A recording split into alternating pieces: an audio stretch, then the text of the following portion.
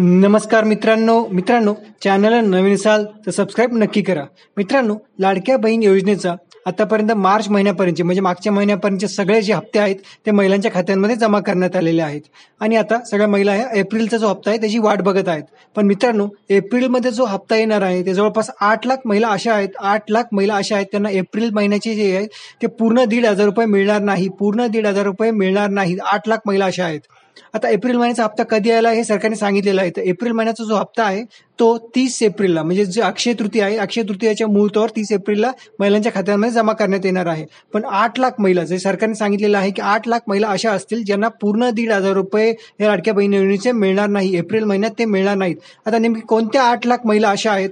तर मित्रांनो, नमो शेतकरी सन्मान योजना जी आहे, नमो शेतकरी सन्मान योजना, त्या योजनेअंतर्गत जवळपास 8 लाख शेतकरी महिलांना त्यांच्या खात्यांमध्ये दर महिन्याला 1,000 रुपये जमा केले जातात। आता ह्या ज्या महिला आहेत ज्यांच्या खात्यांमध्ये 1,000 रुपये जमा केले जातात त्यांना ही लाडकी बहीण योजना आहे त्याचे पूर्ण 1,500 रुपये मिळणार नाही, त्यांना त्याचे फक्त 500 रुपये मिळणार आहेत। म्हणजे 1,000 रुपये नमो शेतकरी सन्मान योजनेचे आणि 500 रुपये लाडक्या बहीण योजनेचे असे मिळून त्यांना 1,500 रुपये मिळणार आहेत। त्याच्यामुळे लाडक्या बहीण योजनेचे जे आतापर्यंत त्यांना पूर्ण 1,500 रुपये येत असतील महिन्याला तर ते आता पूर्ण 1,500 रुपये येणार नाही, फक्त 500 रुपये त्यांच्या खात्यामध्ये जमा करण्यात येणार आहेत।